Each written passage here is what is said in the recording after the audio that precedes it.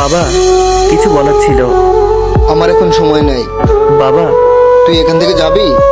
মাথা নিচু করে সেখান থেকে চলে আসি। এটা আমার সাথে নতুন না, সেদিন থেকে দেখছি। আম্মুর কাছে গেলাম। আম্মু। কি বলবি বল, বলে আমাকে উদ্ধার কর। আম্মু, আমার খুব প্রচন্ড মাথা ব্যথা করছে। তোর এসব ফালতু নাটক দেখার সময় আমার কাছে নাই। নাদিয়াকে স্কুলের জন্য রেডি করতে হবে। আম্মু, আমি ওকে আজ দিয়ে আসি। আমরা তোকে কোনো কিছু করতে বলেছি? মুখ পোড়া, যেভাবে আছিস সেভাবেই থাক। আম্মু, আমি কি তোমাদের ছেলে না? সেজন্য তো এখনো খাইতে পারছিস। আম্মু, তোমরা কি আমার সাথে একটু ভালো করে কথা বলতে পারো না? এর থেকে ভালো তুই যোগ্য না। তাহলে গলা টিপে মেরে ফেলোনি কেন? বলে ওইখান থেকে চলে এলাম। মানুষ ভুল করে, কিন্তু সেই ভুলের প্রতিদান যে কাউকে এভাবে দিতে হয় আমি জানতাম না তখন। সেই 6 বছরের আমি আর আমার পিচ্চি 4 বছরের ছোট বোন নুসাইবা। ও আমার জীবনের পুরোটা ছিল। আমার বেড়ে ওঠার সঙ্গী ছিল ও। আমার আর মা বাবার চোখের মণি ছিল। দিনের 4 ভাগের 3 ভাগ ও আমার কাছে থাকতো। সেদিন ও আমি 2 ভাই বোন পুকুরে গিয়েছিলাম। ও পুকুর পাড়ে দাঁড়িয়ে ও ছোট দাঁতগুলো বের করে আমার দিকে তাকিয়ে হাসছিল। কিন্তু পরের ডুব দিয়ে উঠে আর আমার সে পিচ্চি বোনের মুখ আমি দেখতে পাইনি। আমি ভাবছিলাম বাসায় চলে গেছিল, তাই অতটা মাথায় নেইনি। তারপর কিছুক্ষণ পর যখন বাসায় গিয়ে ওকে না দেখি, আবার পুকুর পাড়ে ছুটে আসি। এসে পুকুরের মাঝে একটা ছোট্ট পুতুলের মতো আমার পিচ্চি বোনটাকে ভাসতে দেখি। সেদিন আমি আমার বোনকে হারাই আর হারিয়ে ফেলি আমার সারা জীবনের সুখ। ও বেঁচে থাকতে মা বাবা যখন ওকে আমার চেয়ে বেশি আদর করত, আমি মা বাবাকে অভিযোগ দিতাম। কিন্তু ও মারা যাওয়ার পর এটাকে হিংসা বলে সবার কাছে আমি খুনি হয়ে যাই। বিশ্বাস করেন, আমার চোখের মনিটার প্রতি আমার বিন্দুমাত্র হিংসা ছিল না। আমার লাইফটা এখানে শেষ হয়ে গেল। আমার মা বাবা কখনো বোঝেনি আমি ওকে হারিয়ে কতটা একা হয়েছি, কতটা কষ্ট পেয়েছি। উল্টা তারা আমাকে মানসিক আর শারীরিক নির্যাতন দুইটাই করে। আমার এখন পিচ্চি 2টা ভাই বোন আছে, কিন্তু আমি তাদের দ্বারের কাছেও যেতে পারি না। বাবা, আমার কাল পরীক্ষা। আমার পরীক্ষার ফিস দিতে হবে। পরীক্ষার ফিস দিতে পারি, একটা শর্ত, জিপিএ 5 পেতে হবে। আচ্ছা। সেদিন বাবা পরীক্ষার ফিস দিয়েছিল, কিন্তু সে টাকাটা আমার লাইফে আরেক বিপদ ডেকে আনে। আমার পরীক্ষায় জিপিএ 5-এর বদলে 4.81 পেয়েছিলাম জেএসসিতে। কিন্তু তার জন্য আমার উপর যে মানসিক যন্ত্রণা হয়েছিল তা আমার জীবনের শেষ দিন পর্যন্ত মনে থাকবে। সেদিন বাবা আমাকে মাথার উপর থেকে ফেলে একটা লোহার রড দিয়ে মেরেছিল। রক্তে আমার সারা শরীর মাখামাখি হয়ে গেছিল। আমার মাথা ফেটে গেছিল, কিন্তু জ্ঞান না হারানো পর্যন্ত আমার উপর এই নির্যাতন চলতে থাকে। সেদিন থেকে আমার প্রতি রাতে মাথা ব্যথা করত। এমন হতো যে মাথা ব্যথা সহ্য করতে না পেরে বেহুশ হয়ে যাই।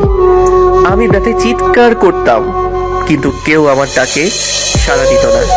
মাঝে মাঝে ভাবতাম চলে যাই, কিন্তু ওরা আমাকে যত কষ্টই দেখ না কেন, ওরাই তো আমাকে জন্ম দিছে। ওরা আমাকে যতটা অবহেলা করত, আমি তাদের কাছে যাওয়ার চেষ্টা করতাম। আমি সাধারণত কোথাও বেড়াতে যাই না, কিন্তু কি মনে করে আমার ফুফাতো বোনের বিয়েতে যাই। কিন্তু সেদিনটাও আমার জন্য ভালো ছিল না। আমার একটা সমবয়সী ফুফাতো বোন ছিল, যার দুর্বলতা আমার প্রতি ছিল। ও সেদিন আমাকে সেখানেই প্রপোজ করে বসে, কিন্তু আমি কোনো মতেই রাজি হইনি। আমি চুপ করে একটি রুমে বসেছিলাম, কিন্তু সে সময় ও মেয়েটা রুমে ঢুকে দরজা বন্ধ করে দেয় আর চিৎকার শুরু করে দেয়। আমার মা বাবাও ছুটে আসে, কিন্তু তারা আমার কাছে একটা বারের জন্য জানতে চাইনি আমার কোনো দোষ আছে কিনা। সেদিন থেকে সবাই আমার সাথে কথা বলা বন্ধ করে দেয়। আমার ঠিকানা হয় আমার সেই অন্ধকার রুম, রাতের অন্ধকারের বাড়ির ছাদ। আমি প্রতি রাতে ছাদে যেতাম। তখন আকাশে একটা তারাকে টার্গেট করতাম আর ওটাকে নুসাইবা বলে ডাকতাম। হাই আপি, কেমন আছিস? এই বুড়ি, হাসছিস কেন? কথা বলবি না তোর ভাইয়ের সাথে? তুইও কি আমাকে অন্যদের মতো তোর খুনি ভাবিস? আচ্ছা আপু, তোর মনে পড়ে না তুই ভাত খেয়ে এসে তোর মুখের ময়লাগুলো আমার শার্টে মুছে দিতি? তোর মনে পড়ে না হাতের মুঠোয় আমার একটা আঙুল থাকতো?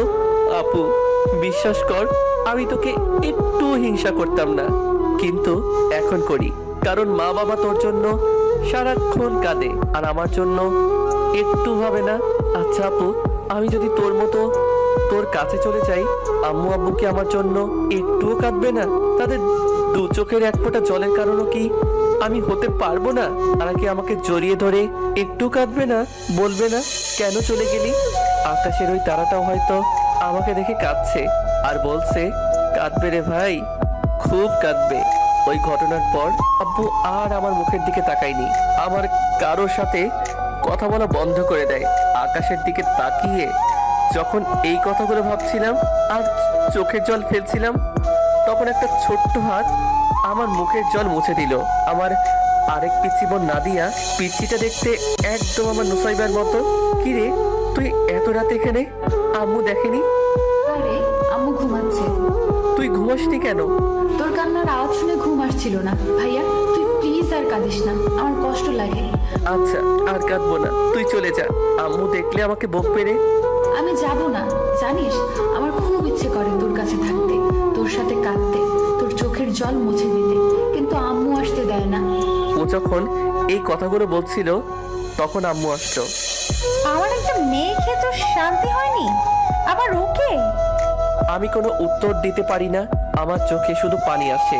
আমি বুঝি না আমার চোখে এত পানি কেন। আমার ইচ্ছে করে আমার কলিজাটা ছিঁড়ে দেখাতে। কত সহ্য করতে পারে একটা মানুষ? আমিও তো মানুষ। কিছু কিছু সময় মনে হতো আমি মানুষ না, আমাকে পশুর থেকেও খারাপ ব্যবহার করতো। পশুরও তো খবর রাখে, আমার তাও রাখে না। সেদিন রাত 1টায় ঘুমাই, কিন্তু ঘুম ভাঙে সন্ধ্যা 8টায়।